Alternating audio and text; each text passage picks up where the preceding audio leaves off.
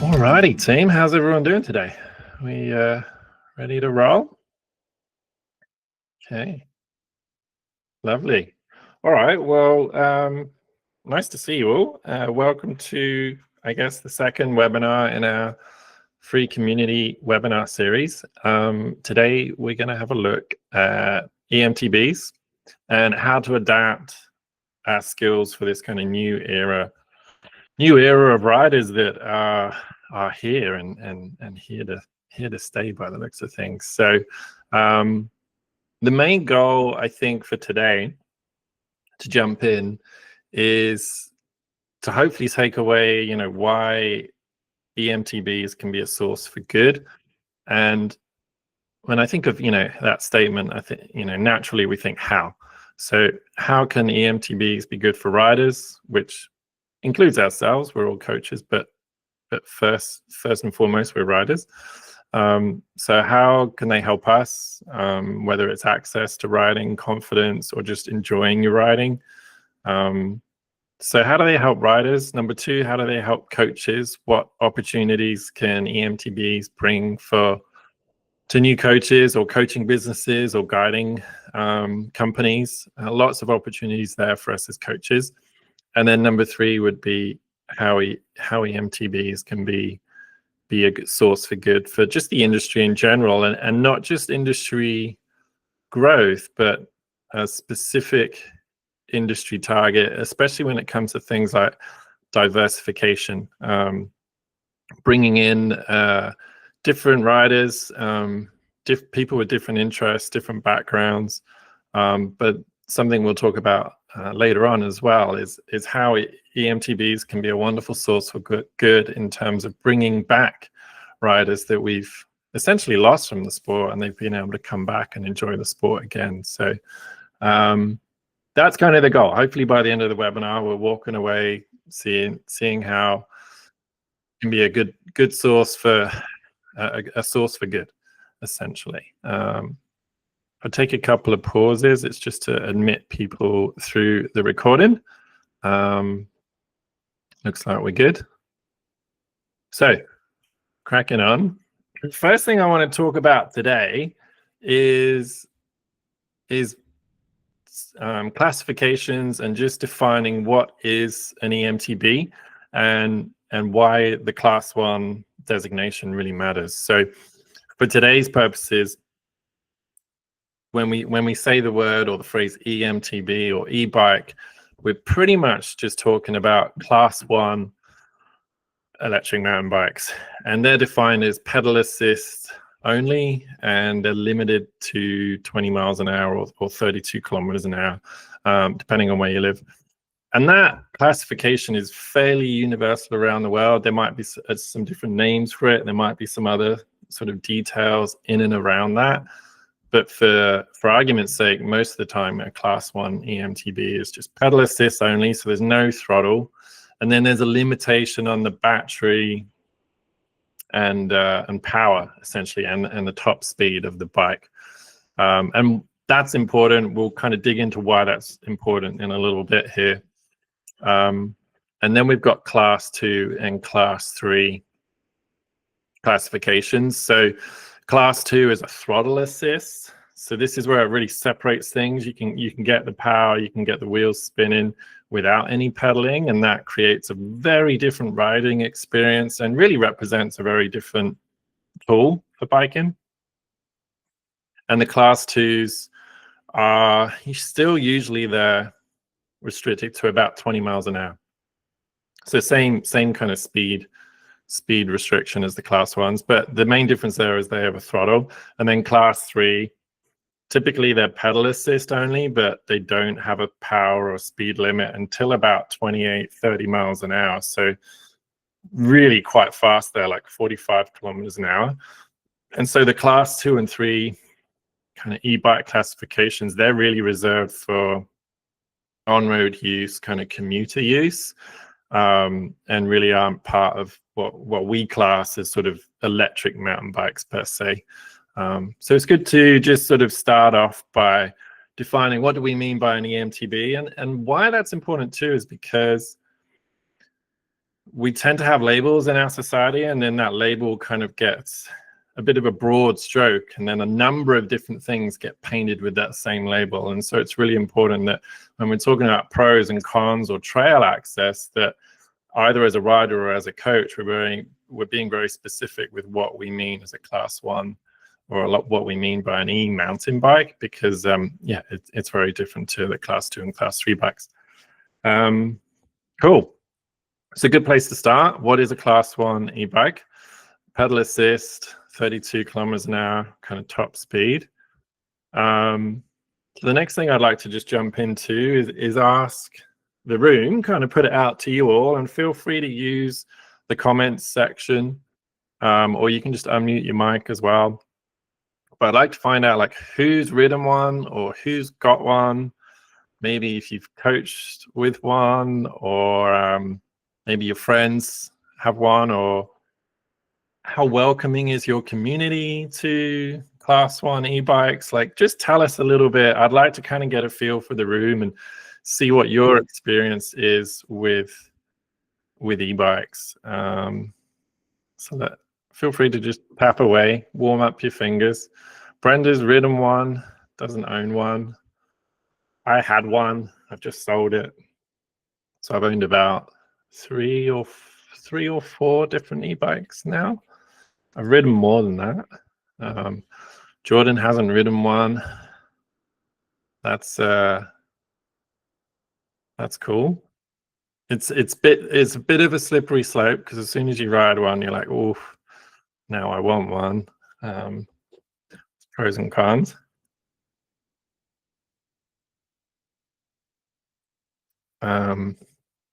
Kimberly says she's ridden one when rehabbing an injury, which is brilliant. Doesn't own one right now, or coached athletes on them. Perfect. I think I saw Ross in there. Ross, tell us a bit about your experience. Maybe if you want to unmute yourself, Ross, and introduce yourself to the gang, if you're still. Yeah, hey everyone. Yeah, I'm a big e-bike lover. I find coaching full time, it obviously takes quite a lot of a toll. You know, amazing how much energy the brain takes, even though I try not to think too much. But I find that for me, using an e-bike, even if I'm with someone who's on a regular bike, it allows me, if I wake up tired in the morning, or if I just want to ride, even though I am tired, it just takes that load off me, and I can focus on using my brain to help people. So that's the big reason I have it. But also just something different. You end up looking at trails a little bit differently, especially the climbs, when you can have that assistance. So I'm a big fan. I feel like they are getting a bit more accepted. Whistler does have a little bit of a macho sort of mentality when it comes to that sort of you got to earn your turns kind of approach, but I think that's changing a little bit. Yeah, I'd agree with that too. I was on a ride yesterday and got passed by 4 e-bikers on the trails here in Pemberton on just one fairly short ride. So definitely getting more popular around where myself and Ross live, in Whistler and Pemberton.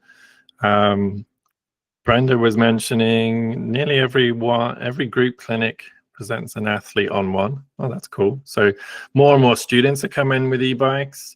Chris mentions he's just got a Kenevo SL, which is, okay, I'm jealous of that because those things are amazing. That's a kind of a lighter weight e-bike from Specialized. And Mel mentions she might be getting wrangled into buying one because her friends are getting some for a trip there, so I can relate to that. Fantastic. So a bit of a mixed experience set here with you all, which is fantastic, and it's really good to see that a lot of you have either ridden one or have one or are thinking about getting one. To share my experience, the first time I rode one was 5-6 years ago when I was developing an e-bike module, and we rode some from Cannondale, then I rode some from Cube, I've ridden all of the transition ones except from the latest one. I've ridden a bunch of specialized e-bikes.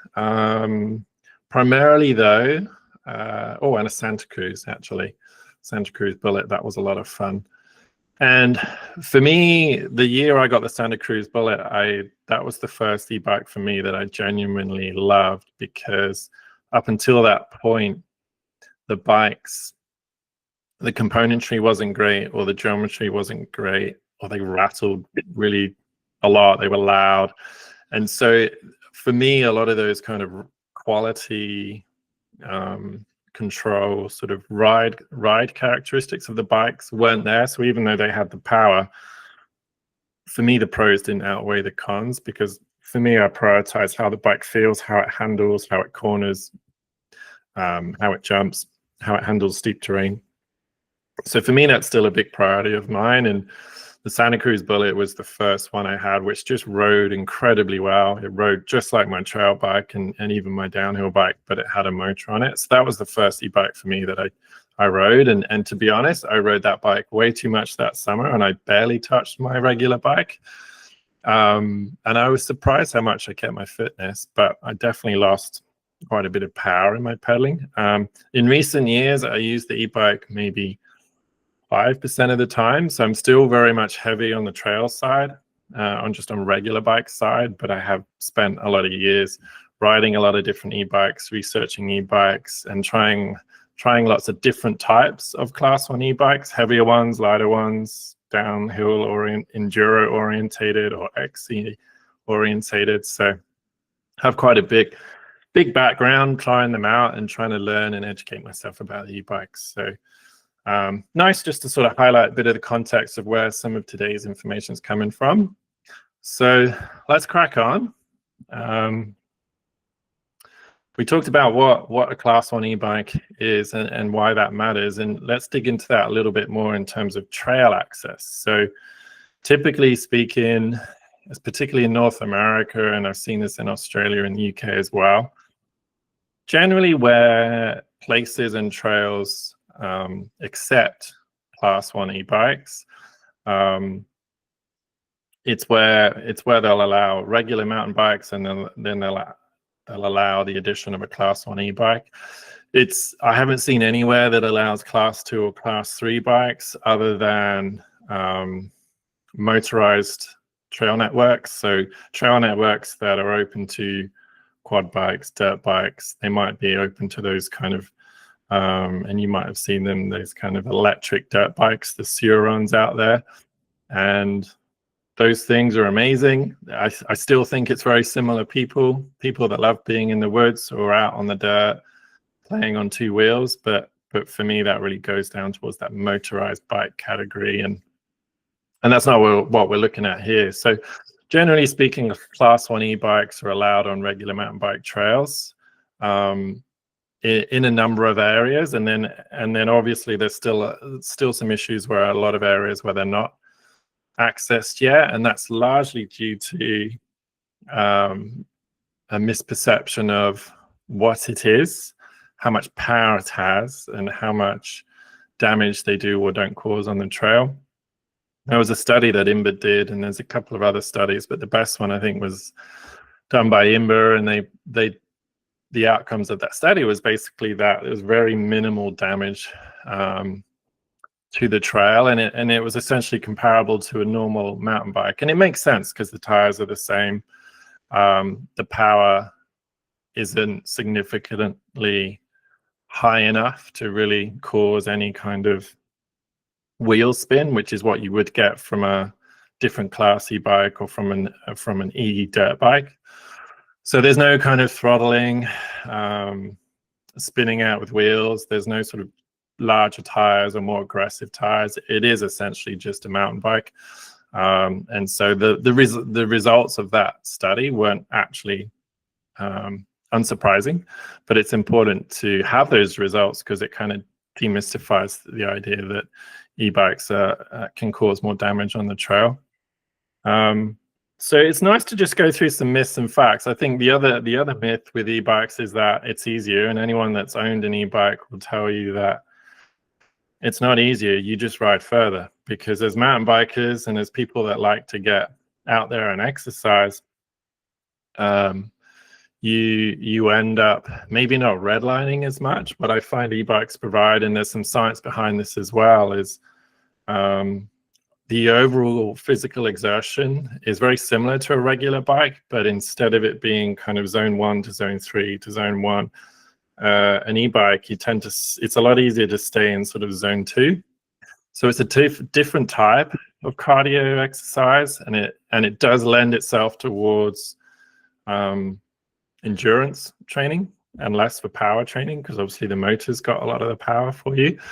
Can anyone speak to their experience with that? If any of you have had e-bikes in the past, or maybe coached people with it, have they shared any feedback along those lines, or have you felt it yourself?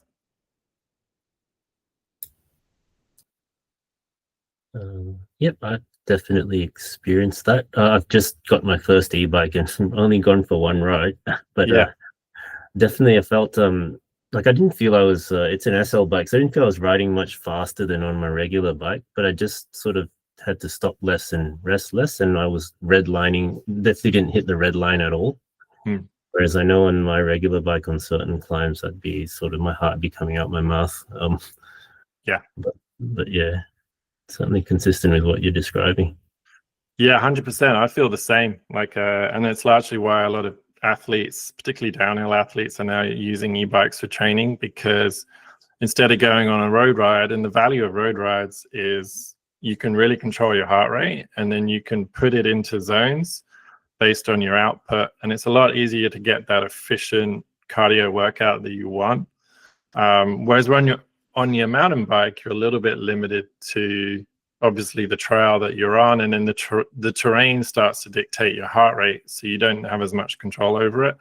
But on the e-bike, obviously that factor kind of gets minimized. So it's a lot easier for me where I live. It's lots of steep, long climbs. On an e-bike, I can really sort of stay in zone 2, where it's harder to breathe, but I can still talk a little bit, and I can pretty much manage that no matter what's happening with the terrain. So in terms of that quality control for cardiovascular training, it's a really cool tool. And even if I'm not in training mode, even yesterday I noticed, I was redlining up this dirt road behind my house, trying to keep up with my daughter, and 2 people passed me on the e-bike just chatting away, and it just reminded me there and then how it can be a benefit in that way, but it can also be a benefit socially.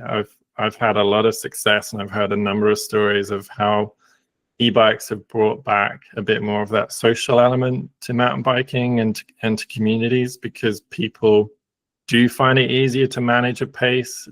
People of different fitness levels can ride more easily together, and when they are riding, they can talk a bit more. So it kind of starts to bring a lot more of a social element into these rides, and allows different people of different abilities to ride together as well. I've definitely been on the odd ride with Ross and other people that normally I wouldn't have gone, and I wouldn't have been able to keep up, but on that day, if I had my e-bike, I could have, for sure. I think you hit a really good point right there, is that people of various different fitness levels and age groups can ride together a lot more and a lot more easily. I know I just turned just over 60, but I bought an e-bike 3 years ago, and I really enjoy it because it gets me back down with my riding some of the more aggressive, more advanced trails that I didn't ride since I was 25, but I was able to take my 25-year-old son on and all his downhill buddies. Yeah. And I was able to ride up and down the group, chat with them all, and tell them what was coming up on the trail and what wasn't. And so it was a lot of fun that way. Yeah, absolutely. And I love to hear that. And I've seen similar stories. I've experienced it myself. I've seen a number of mums come back into the sport, and people that have come back from injuries, that my wife has started riding more because of the e-bike. And as a family, we can ride together more, because it really is a bit of a equalizer when it comes to fitness levels. And depending on where you live and what the trails are like, where we live, a lot of the climbs are fairly easy technically, but they're quite hard physically. So that automatically puts a bit of a barrier in the way for some people that could ride the trail and could get out there and be active, but now they're able to do it with a bit more confidence and a bit more freedom. So I think the exercise component and the access component really start to come together, and that's really one of the sources for good for e-bikes is how it can lower the barrier into the sport, and which is fantastic. One of the outcomes of this, though, to talk about pros and cons in terms of more riders, more people coming into the sport, or maybe more people coming back to the sport, is there has been and there still is a concern in a number of areas that e-bikers essentially represent more trail wear, more trail degradation, because essentially there's more people riding. And I've always felt like an e-bike is just a better mountain bike. And if you look at the evolution of mountain bikes, and you take a 5-10 year gap, every 5 years, there's a pretty big jump in terms of the quality, the ride feel, the comfort, how easy and safe the bike is to ride. And partly why the sport is growing is because the bikes have got better and better and easier to ride. The bikes are so good, it's naturally lowering the barrier into the sport. And for me, these Class 1 e-bikes are just another leap in that same direction. So on one way, we can understand how more riders might present more trail wear, which is something for a community or a bike club or a trail network to be concerned about. But on the other hand, the other way of looking at it isn't that the whole point of evolution, is to make things better so more people want to do it? So it's a way of sort of looking through that lens and understanding, well, if we can manage it well, more bikers means obviously more riders, more tires in the dirt, but that means more support and potentially more funding for those trails. A lot of trail networks and communities and councils will delegate funding based on the usership of that space. And so if it's managed well and people are proactive enough, if you can record the amount of riders, get some data on that, take that to your local council, it's a very positive argument to then say, hey, can we get more funds to develop the trails, to maintain trails? Because 5 years ago, we had 100 riders a day, and now we have 200 riders a day. So that shows that the community is using this area. It's what the community is interested in, and it's fantastic for physical and mental health. Here's a case to help support this area and help support the maintenance and the development of this area. So in some places we've seen e-bikes become an issue, and that's where they haven't allowed e-bikes to go onto the regular mountain bike trails. And usually from what we've seen is it's a response to not knowing how to manage it, not knowing how to manage this increase in ridership, not being fully aware of the different classifications of e-bikes and how to handle that, and not being fully aware of what does a Class 1 e-bike actually represent in terms of trail wear compared to a regular bike. And in that IMBA study and a lot of anecdotal evidence and a lot of experience now, because they've been around for a number of years, there's enough of the people riding them now that it's generally well accepted that they're not representing any worse damage than a regular bike. But I think, to flip it around, more riders, more support, more funding, if we can get onto that frame of mind, that's where e-bikes can be a really, really good source for communities to improve that trail advocacy and trail maintenance. Like everything that's new, there's always going to be, people are going to accept it, they're going to resist it, there's going to be pros and cons, there's going to be fans, there's going to be people that aren't into it, and that's okay, and that's just a natural part of evolution. And I like to think of e-bikes as an evolution, not a revolution. A revolution is often where people don't like what's happening and they want to completely change it.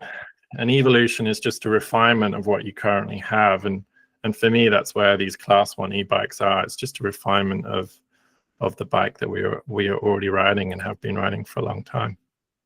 I think one of the risks to e-bikes, and we'll maybe dig into this a little bit more in a minute with the guiding component, that kind of risk management component, is because it does lower the barrier.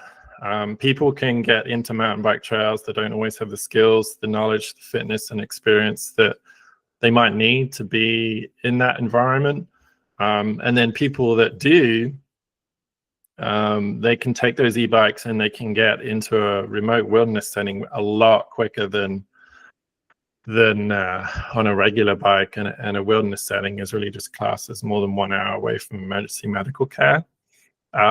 So there are some risks for sure, and I just wanted to touch on that with this kind of myths and facts section of the webinar presentation today. But I think to sum up this section, what is an e-bike and why class one matters? It's good to define things so that we know what we're talking about and what we're not talking about. That classification matters when it comes to trail access and understanding what the bike is and isn't, so that we can advocate for e-bikes and for more users to visit mountain bike trails, because especially as a coach, isn't that what we're all about? We want people to ride bikes because we know how much riding bikes brings to our life, and an e-bike is a fantastic tool for that.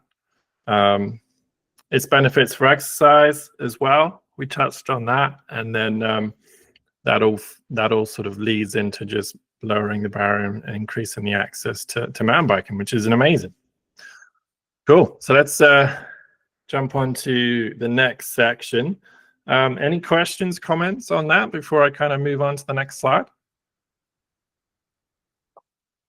Yeah, I mean, well, I was going to say, I don't know if you're going to get to this, but I think one of our roles as coaches, I think, is to have this well-balanced mindset towards e-bikes, and recognize that it's essentially just another it's another category of mountain bike. You know, you've got an XC bike, trail bike, enduro bike, downhill bike, and then you have a e-bike, and we're all essentially cut from a similar cloth. So we want to be, but we also want to be mindful that we potentially have a role of educating people who misbehave on trails. Maybe people who blast past someone on a climb, don't even acknowledge them, or they're not very courteous.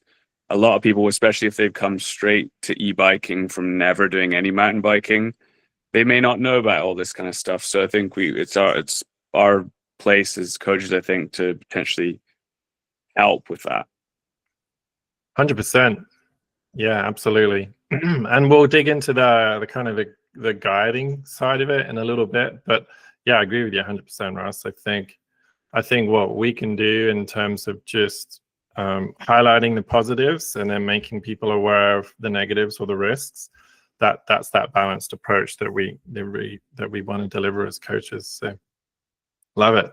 So with that in mind, what we'll do. Oh yeah. Oh, I was just gonna piggyback, agreeing, with what Ross said, and definitely, as instructors and coaches, the more we can learn, the more we can pass on to our athletes. Because I know Brenda and I have both been in clinics where we have some on e-bikes and some on not, and breaking down some of those stereotypical barriers that the other ones on analog bikes have towards the e-bikers. Yeah, absolutely. Yeah. And that's nice, because it really makes me think of the first point I was going to talk about on the next slide. When we're coaching with the EMTBs, the first thing I wanted to touch on was like, who are we coaching? And who is your student that's riding an EMTB? And in my experience up until this point, most people that I'm coaching or I'm riding with on e-mountain bikes, it's not a new, in a way, like class of people. 90% of the time, they're just mountain bikers that now happen to have an e-bike. And some of the language and some of the rhetoric I've heard in the past is it's almost like talking about e-bikers like they're a different user group. And for me, they're exactly the same family. like Ross and I have both got e-bikes, and we've been mountain biking for 30 years. So I don't class myself as a e-biker. I'm just a mountain biker, and I now happen to have a downhill bike, a trail bike, and I'm lucky, and I now have an e-bike. It's just another bike in the shed, you know. So I think that's a nice place to start with coaching, and we're going to dig into a bit of the skills here, is remembering that when we're coaching e-bikers, essentially they're all the same. It's you're coaching a mountain biker, and they just happen to be on a different bike, which is cool because bikes are fun. So we'll look at coaching here, and then the next one we'll look at guiding. But for coaching, I guess the next point to just touch on is in terms of how we teach, that doesn't change. The lesson format, training wheel, the skills, your need to knows, your could knows, purposeful practice makes for progression, right? Those same kind of teaching models and teaching concepts stay the same. And to a point, when we start looking at the riding skills, those core principles remain the same as well. So my analogy, which kind of feeds off from what Ross was saying, is if I'm teaching a rider with a cross-country bike or an enduro bike, nothing changes really. It's the same thing. It's same if I do enduro or downhill or downhill versus an e-biker. It's all the same stuff, which is great, because I think why I'm highlighting that is humans like to, again, it goes back to the labels thing a little bit. We put a different name on something, we feel like it needs to be treated differently. And another example is adults versus kids. Well, how do we teach kids versus adults? And we've got to change all these things. Well, actually, 90% of it's the same, because it's just a human on a bike on a trail. And there's just some subtle things that we can adjust to tweak to maybe better suit the adult or the kid. But the core concepts are the same, right? But e-bikes do have a few things that we can adapt. We need to adapt to and just refine if we want to make the magic happen and create those learning outcomes that we're looking for. So let's just go through a few here, and feel free to jump in if you have any questions. If I miss your comment in the comment section, just raise your hand. You can put one of these up. Oh no, that's the clap. Hang on. I've lost my raise the hand. Hey, put a thumbs up, and then I'll know you want to ask a question. But we'll go through some here. So starting with controls, I'm going to talk about some common things I see or I've felt as I've started to ride an e-bike for the first time, some things I've seen students and other people do, and then maybe how to address those as a coach. So controls, obviously the big part of the e-bike is it's got a motor. And the classic thing I've seen is people just using the motor and then they stop shifting gears. So they've been changing gears all their life. They're pretty good at maintaining a good cadence, not too slow, not too fast. And they're changing the gears as the terrain changes or their speed changes. And now they've got an e-bike, they kind of just let the motor do all the work and they stop changing gears. And to a certain point, you can get away with it. But what that's going to do is create a lot of stress on the chains. So one concept I talk about with cadence is understanding that power through the chain comes from both the motor and the human. And if we don't get the balance right, that chain is essentially getting abused. So if we're in a hard gear, the motor is having to work really hard, and that's draining the battery. So we want an easier gear so the motor doesn't have to do all of the work on its own. So if you're going up a climb, for example, you want to be in an easier gear, because then the legs can do, the human can do some of the work, and then the motor can do some of the work. What we don't want to have to rely on is the human doing all of the work or the motor doing all of the work. So just being aware of that balance. And how do we do that? We try and remind ourselves or our students to change gears like you normally would. And that creates a really nice balance so that A, we're keeping fit, we're pedaling, we've got a bit of skin in the game ourselves as a rider. B, technically that helps because when you're engaged in your pedaling technique up a climb, your muscles are engaged. You're going to be a bit more mobile, a bit more reactive, especially on a steeper technical climb. it's going to set you up for your stability and balance as well. And then the other reason it helps is for traction. If I suddenly need to accelerate and it's in a really hard gear and I'm relying all on that motor power, I won't quite have that torque to accelerate or balance when I need. So it's the same as riding without a motor. If the terrain gets steeper, we want an easier gear. If the terrain gets flatter or faster, we want a harder gear. And just trying to make sure that we continue that skill set even when we've got an e-bike. Cool.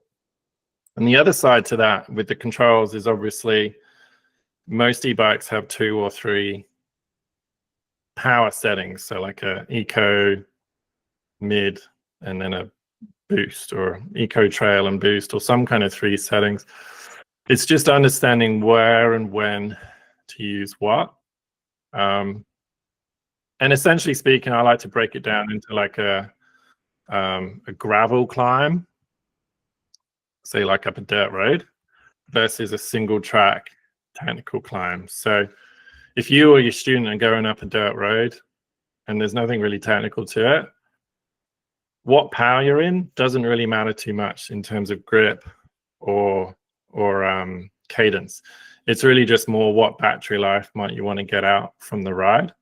However, if you're riding on a technical trail, there's some tight switchbacks, maybe some rooty, rocky bits. Feathering that motor so that you have the right amount of power for the traction and the speed that you need to go at. So traction and speed versus the power. So let me go through a quick example. You're going up a climb, kind of a technical single track, and there's a tight hairpin turn. And as you go around the hairpin turn, it's kind of steep. So that's technically challenging on any bike. But with the e-bike, I'll tend to be in an eco mode or maybe a trail mode. So one of the lower 2 settings.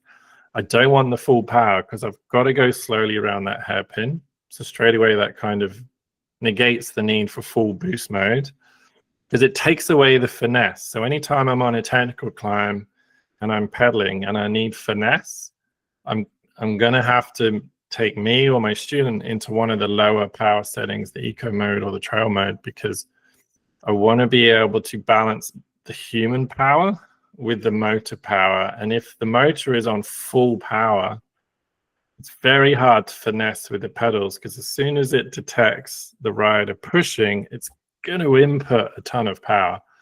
And then I might lose grip, or I might go too fast and just ride off the trail and not even get the hairpin. So just, it's a nice way of thinking about it. And how do I coach that? Essentially, we just go back to the same principles you would in a real lesson. Isolate a component and do a bit of compare and contrast. Find a couple of switchback climbs and try it in an eco mode, then try it in a trail mode and compare and contrast. That compare and contrast teaching technique is a really nice, easy way for you and your students to try some things, isolate some things, and then find out when is it better for which one. Sweet. Just a quick welcome to Chuck and a couple of other people that jumped in. Ross, you got your hand up. Yeah, I think this is a cool topic because I think this is probably the single biggest area where there's quite a big difference between, you know, e-bikes and regular mountain bikes, just purely because you got that additional power. And you know, to add on to what you're talking about there with choosing the power modes for tight switchback turns, I find for me, I will actually use my rear brake almost like a clutch, where I'll drag my rear brake through the turn and almost use that to help modulate the speed. Especially if I'm not wanting to change the power mode to avoid me looping out. I just thought. Yeah, I love that. That's just another way of finessing your kind of speed through through that tight turn. Whereas I can definitely say I've never used my rear brake in a climb, like a tight, steep switchback on a regular bike. Yeah, absolutely. I've even found myself using the back brake a little bit when I'm climbing on an e-bike and there's something sort of rough and rooty up ahead, and you want to just sort of, you've got to pick your way through it. It's too long or it's too awkward just to sort of pick up speed and essentially use the speed to get up there. You have to pedal through it, and just having a little bit of that back brake helps me find some resistance to pedal again, so that when I am pedaling, it's smoother and more controlled. So yeah, I love that. That's great. All those kind of specific e-bike tweaks, that is why, as a coach, if you want to coach people on e-bikes, rent one, borrow one, don't recommend stealing one. Really try and get out there and get on one, because it isn't hard for you to, it doesn't take long for you to find these little tips and actually play around. You'll naturally start doing it. I mean, I started braking around corners just because the first e-bike I had a fault in it, and it kept surging when it shouldn't be surging. So I had to drag my brake around some of the turns. And then by doing that, I realized, oh, actually I could use this as a tool, which is kind of cool. So that's one example of just with controls, with the motor versus the human power. And that kind of blends us into braking a little bit. So this is going to be a little bit of a crash course. It's one of those things where, like, we could talk about each of the 6 skills, all of the riding scenarios, and how we might adjust things slightly on an e-bike, and how you could teach that to your students. We could do that on a two-day course for sure, and we only have an hour-long webinar. So I just want to kind of plant a few seeds really tonight. That's all we want to do. And then we do have an e-bike online coach education course coming out in December, so there'll be some more information in that for sure. But yeah, I think tonight's just about planting some seeds, and hopefully that helps in the meantime.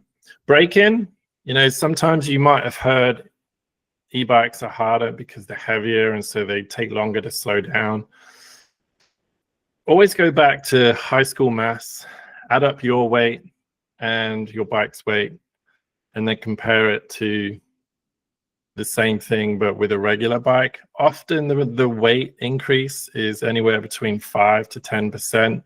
It's not actually a massive increase in overall weight when you add in the rider and the bike, when you're on an e-bike versus a regular bike. It is enough to notice it, but it's certainly not this massive thing. Now all of a sudden our braking's ruined, and it's way harder to brake on an e-bike. For sure, they can be a bit heavier, but largely what I've found in my experience is because of the weight of the bike, they do descend really well.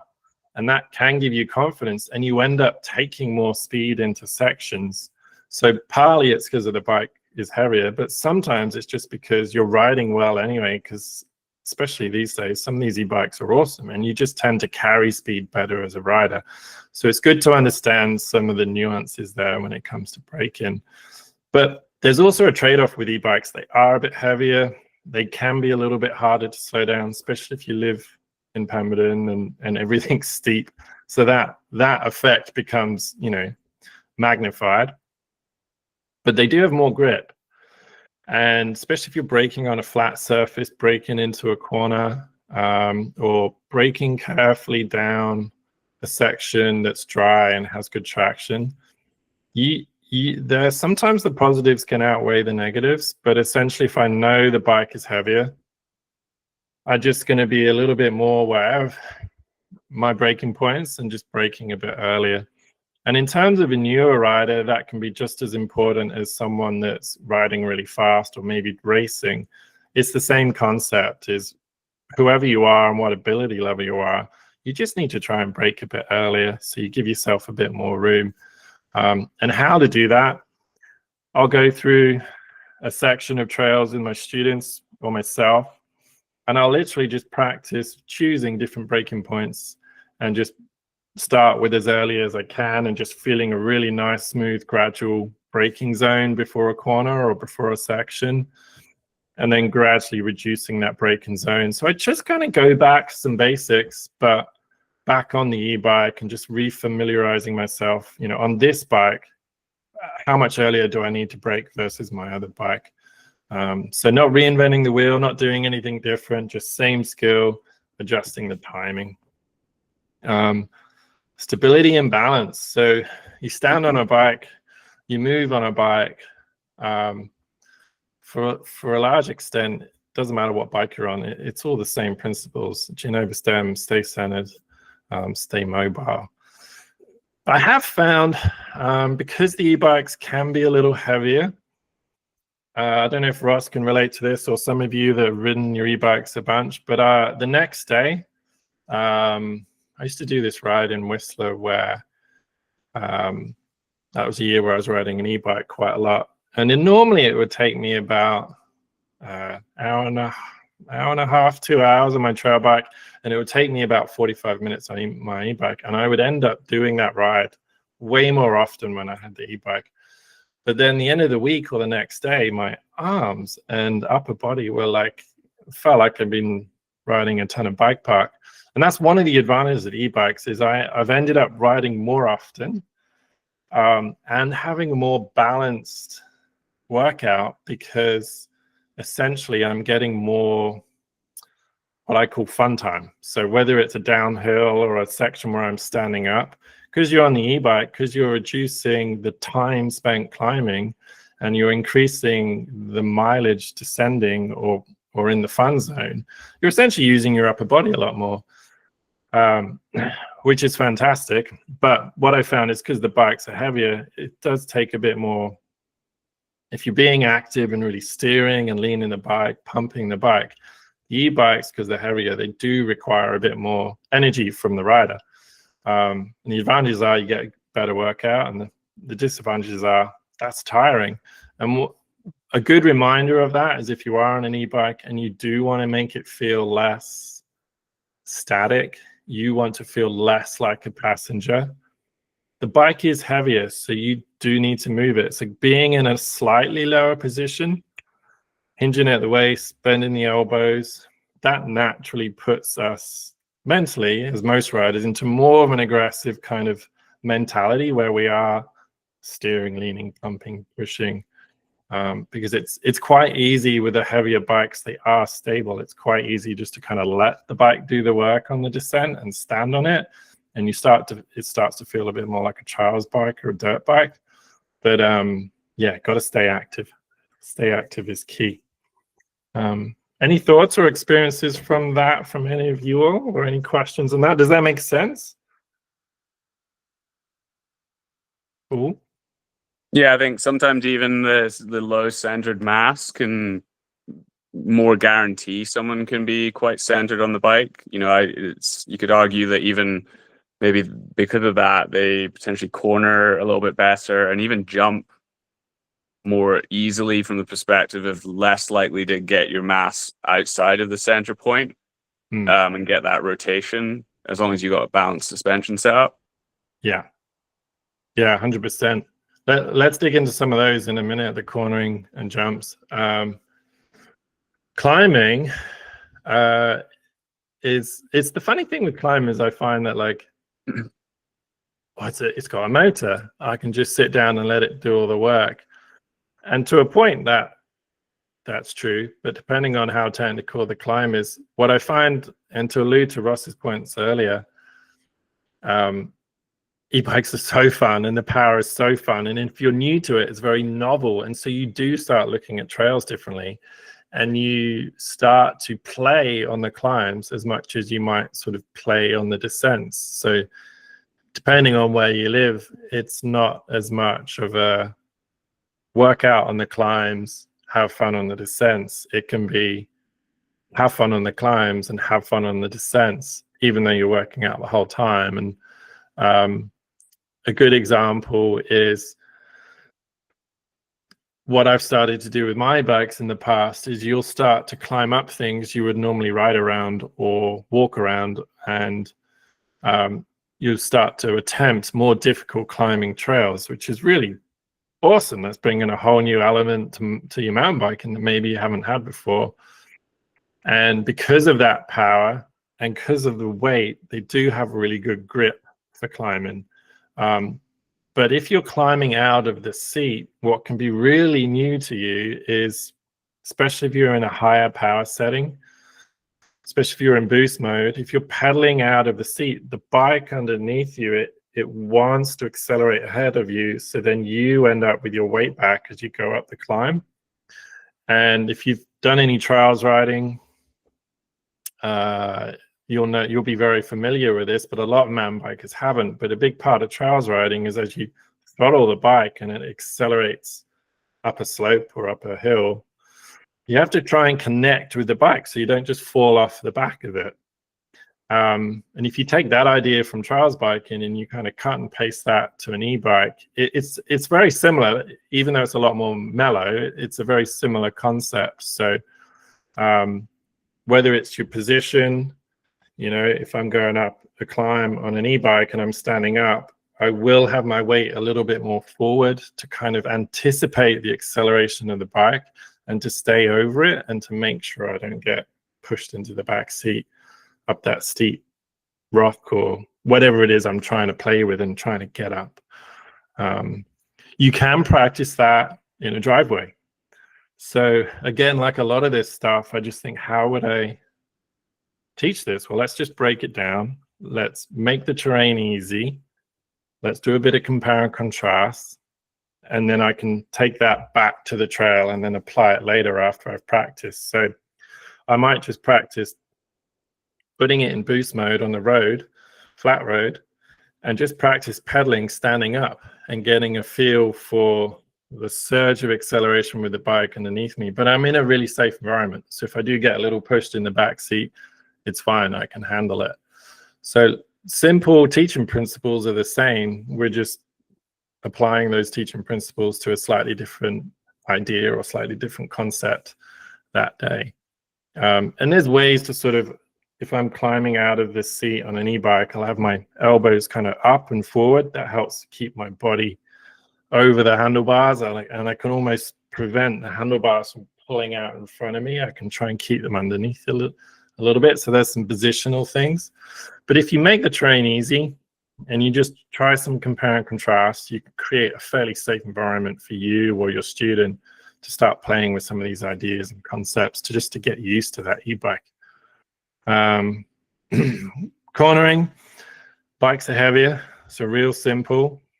Start your movements earlier. If it's heavier, it's going to be harder to adjust in the turn, whether it's a steering or whether it's a leaning, whatever the movement might be. The bike's heavier, so anytime a bike's heavier, it's harder to finesse and to adjust. And good cornering requires you to be able to adjust into and through a turn. So I know I have less room to adjust in the corner, which means I just want to set up nice and early so I don't have to try and fix something halfway through the turn. And again, you can practice this, get some cones, weaving, and just get a feel for what it's like to lean with the bike or to lean the bike more than you, and get a feel for that extra weight. And you'll start to get a sense of that timing and the when and how much do I want to start leaning my e-bike relative to my regular bike. And then as I'm going through the corner, because it's heavier, what does it feel like to try and adjust or make some subtle movements, refinements through the corner, because now all of a sudden my bike's heavier. Ross touched on it there, but jumping with e-bikes can be super fun because of the weight and the low weight on most e-bikes. It does make them very stable. So they just need a little bit of extra bounce so that you're active on the bike. Again, I think a lot of this stuff, it goes back to the bike can help you, the weight can help you, the power can help you. If you stick to the same principles and if you stay active on the bike and don't just let the motor do the work and don't just let the weight do the work. Keep those core mountain bike skills going. And that kind of brings me back to maybe the beginning where e-bikes open up access to riders. And if you don't have the skills, you can get stuck really far out. From my experience, what I've seen is, if anything, I would argue that you need more skills to ride e-bikes really well. And they don't substitute, the power doesn't substitute the skills. So whilst you might be able to ride further and get out into the wilderness, if a rider is a beginner or a novice rider with beginner or novice skills, they'll still be very limited to what terrain they can ride and where they can go, because it doesn't substitute the skill. And if anything, it demands more skill, because essentially, especially on climbs, you're going faster. So you need to read the terrain quicker, you need to move more, you need to have more coordination. So I've seen that multiple times over the years with the EMTBs. And for sure, if you're on gravel roads, you can get out there and you can get pretty far into the wilderness on gravel roads. But as soon as you're on real mountain bike trails, they require just as, if not much more, just as, if not a little bit more skill than your regular bike. So I still feel like it's you know, you're not cheating. You're just on a different piece of kit. To touch on drops quickly, this is one part or one sort of trail thing where definitely if you're coaching this, you've got to be really active on the bike. Because the bike is heavy, it naturally wants to nosedive. As soon as that front wheel's off the drop, it wants to drop. It's heavier, especially for smaller riders that are on an e-bike. So the ratio of their weight to the bike's weight is a bigger difference. You really want to make sure they're very comfortable with that press and absorb, and they're going to keep the front wheel up long enough before the back wheel leaves the drop. So practicing this off a curb, practicing this on really small drops on e-bikes until they've got a handle for that weight and to control that nosedive. That's definitely an area of risk teaching on an EMTB compared to a regular bike. So I guess a good takeaway there as we start to sort of, we've only got a few more minutes left, we'll dig into the guiding side for a few minutes. But coaching on EMTBs, it's more about refining fundamentals rather than reinventing them. And the more you can do to just get out there and ride a bike, you'll apply your coaching knowledge. And you'll apply all the same skills you already know. You'll just be forced to apply them a bit quicker or a bit more proactively. And then you'll be in a really nice position to empathize and coach those adjustments to your students. Questions, comments on that one? I told you that was a bit of a quick fire laundry list of things, but hopefully there was some just planting some seeds there to get you thinking about how it might be different on an e-bike versus a regular bike.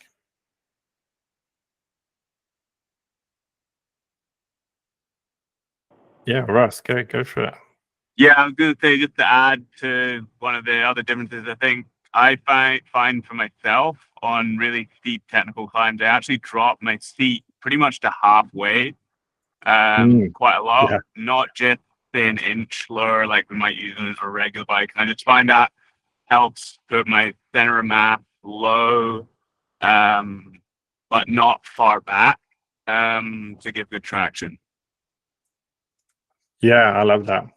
And that kind of speaks to just how creative you can get with your terrain choice on climbs. The fact that you can climb on an e-bike and have your seat all the way down, that speaks to, like, you're obviously trying to climb something fun, technical, challenging, where you need that space between you and the bike, just like you do when you go downhill.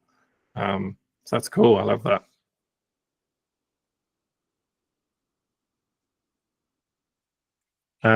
Just answering a little question there to the comments section. All right, sweet. So just quick note before we wrap up on guiding with mixed groups. So if on GSMBC courses, class 1 e-bikes are allowed on any course as long as the location that we're running the course is open to class 1 e-bikes. So whether it's a bike park or a trail network, just do your homework, and as long as it's open to e-bikes, then you can come on that course with your e-bike. And for example, Whistler Bike Park allows e-bikes. Different areas of Whistler Valley, most of Whistler Valley allows class 1 e-bikes. But then when I go to Pisgah in North Carolina, there's no e-bikes allowed in Pisgah in North Carolina. but they are in some of the bike parks down there. So it really depends on the location.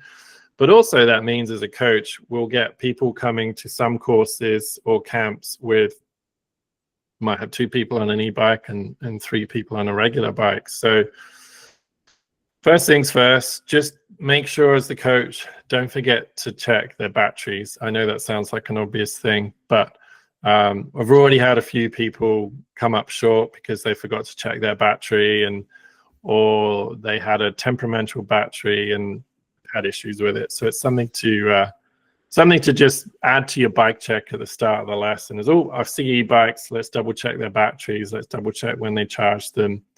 That's a big part of it. Etiquette, eco mode. All right, we don't want people to upset the group dynamics, obviously, and have a bunch of regular bikers coming up a climb, and then we've got someone in the group that's just doing laps or shooting up the climb and then getting bored and waiting for us. So really making sure that we promote community and courtesy and atmosphere over anything else. And really, if they're in a lesson, chances are they're there for skills. They're there to learn how to ride the bike better. They're not necessarily there to be the first up a climb. So really just making sure that culture of learning and that culture of respect is maintained if we do have a mixed group of people with e-bikes and people with regular bikes. And to go back to that language, sometimes we talk about respect through language. I'm not a big fan of e-bikers because that's a label that we attach to people. So I'd rather just say someone with an e-bike, or people with e-bikes, or people with regular bikes. And then we realize that actually we're all just people on different bikes, right? We're not e-bikers or non-e-bikers, because that's, to my mind, whether we mean it or not, that's a little bit divisive. I just need to talk about potential gaps if they open up. Just be aware of it, get the group to kind of manage themselves a little bit. And then obviously there's a big part of coaching with e-bikes where we're making sure it's within our permits, it's within our first aid scope. And of course it adheres to all the local trail access roads. If you have an area near you that you think should be open to Class 1 e-bikes and it's not, excuse me, then go about it the right way. Talk to the trail club, talk to the local council, try and get together some useful information, some positive information, try and educate rather than enforce. Education and chats over a coffee usually go a lot longer than grumpy emails and enforcements. So try and just educate people and be patient, because I do feel like, especially in Europe, there's lots of places where I ride in the UK, places in Brisbane, in Australia where I've ridden, where e-bikes are the majority now, and which is fantastic. And again, it's just a different type of mountain bike. It's not a new thing. It's just it's a bit like when they brought out downhill bikes years ago. It's just a new type of mountain bike, right? So yeah, I think advocacy, respect, community work, education, these things go a lot further than kind of criticism and trying to enforce things. Cool. So that brings us up to about an hour. I'd love to keep going. I know there's more we could talk about, but like I said, we do have an e-bike online coach education course coming out middle of December. And then if you have any questions, you can always let us know. And we can have a chat about that in the next few minutes. But then you can also let us know in our community forum. I just want to encourage you all to use that forum. I've been answering questions on the forum in Thinkific this week. And it's a really exciting place to connect with you all and talk to you all. So sweet. So we'll wrap it up there. Thanks again for coming out tonight and listening in, and hopefully you found it valuable. And really our goal was to kind of talk about why are E-MTBs a source for good for us as riders, for us as coaches, and then for the industry as a whole. So I'd like to just leave it open for a few minutes. If you have any questions, comments, and we can chat, and then we'll wrap it up there. But thank you so much, team. Yeah, thanks a lot. This was excellent. So looking forward to the course. Awesome. Any questions, Kimberly? No. All good. I can't remember. You said you were thinking of getting an e-bike, or you? Yeah, I'd like to find one. So I'm 5 feet tall. So my biggest obstacle has been finding one small enough for me. Interesting. Yeah, so you'd be looking for like an extra small, essentially. Yeah. The one of the ones that was suggested was the Pivot. Makes one, that's what I ride for my other bike. A small enough frame, especially. Yeah. The standover height. So if anyone has any suggestions. Yeah, well, that's actually a question I haven't thought for a while as an extra small e-bike. I know some of the brands, I could be wrong on this, so don't quote me on it, but I think Commensal, some of the brands have started doing e-bike hardtails for kids, like 26-inch wheels. Yeah. But often those don't meet the same sort of quality standards that you would want from your regular bike. Like you'd want a full suspension, or you'd want, so I know there's definitely some smaller ones. In terms of like a smaller full suspension one for extra small, I'd have to Google that. But I'm always open to suggestions. Yeah. Well, I'm on I ride a 27.5 right now, both front and back. Yeah. I would put that question in the forum, and let's see what let's see what the community comes up with, because when you have 400 people looking at that question, and then the amount of different brands of bikes around the world, that's where it can kind of have that impact. Yeah, I'll stick it in there. Yeah, lovely. Yeah, but this was excellent. Oh, cool. Nice. It's nice to hear feedback. It's these webinars are fun. Awesome. Any other questions? Melanie says she's only just a bit taller than you, so she has a similar issue. Sounds like we're on the hunt for extra small e-bikes. Melanie, where are you located? I am in Ontario. Okay. Yeah. Well, we'll do some hunting for some. Yeah, I keep looking at them, and the number of ones where they don't even make a small. Right. Mm. And like they're small, I feel is like more of a medium. Yeah. And I'm a little bit short in the leg. I'm very short in the arms, which is weird. I am a T-Rex. So I've kind of gotten used to, I don't have standover. I never have standover. It's not something I even look or consider. Because when I stop, I'm going to tilt the bike anyway to get my little feet to the ground anyway. So, but it's the reaching. Yeah. So, and then with an e-bike, I'm not a big person, and when I was first started coaching a number of years ago, one of my first students I ever had was on an e-bike, and she was even smaller than me. And as soon as that bike started to tip, she couldn't stop it. And it was just, all she could do was jump clear of it as it tipped. And I was like, oh, what is happening? That is a really expensive piece of machinery. Yeah. So, but I think the technologies are coming along. So it's coming along. Yeah. Yeah.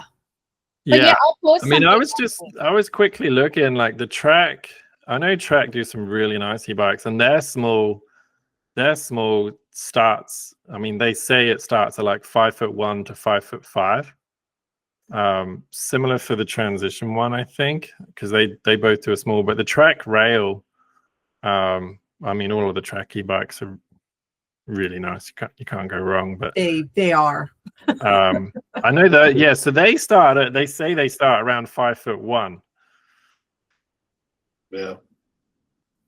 I just did a chat GPT search, and Trek Powerfly, Giant, and Bolden E+2, the Live. I've never. the live-in Bolden. There's a specialized turbo levo, make an extra small frame. And then one I haven't heard of before, and that's Event and Rambless. But most of them nowadays, you're not really concerned about the frame because the frames are pretty much the same throughout the bikes. And just looking at the most important thing is the motor and the battery. And the motor is like, if you're going to go for a full power, I wouldn't go for anything less than 85 Newton meters. And if you're going to go, probably if you like doing long rides, like 35, 40K or more, then I wouldn't go less than a 750 watt battery size. Yeah. That's my experience.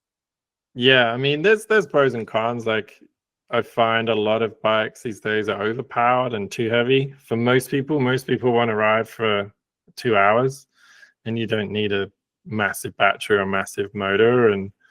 And that's partly why I love the turbo levos, the specialized levos. If they do that in an extra small, that would make sense because, they're a lot lighter. They feel less like an e-bike, and you don't get the 4, 5, 6 hours of battery power, but 99% of my rides are 2 hours, if that, when I'm not coaching. And then if I'm coaching, you can kind of leave it on eco mode all day, and you're fine all day on eco mode. Lots of stuff out there, but some good. I like the Chat GPT. I'm very much into the Chat GPT at the moment. So nice work there. Awesome, team.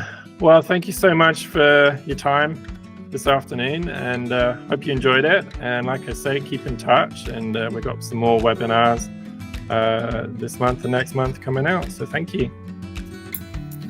Thanks, Paul. Good to see everyone. See you all. Yeah, thanks. Good to see everyone. Take care. Cheers.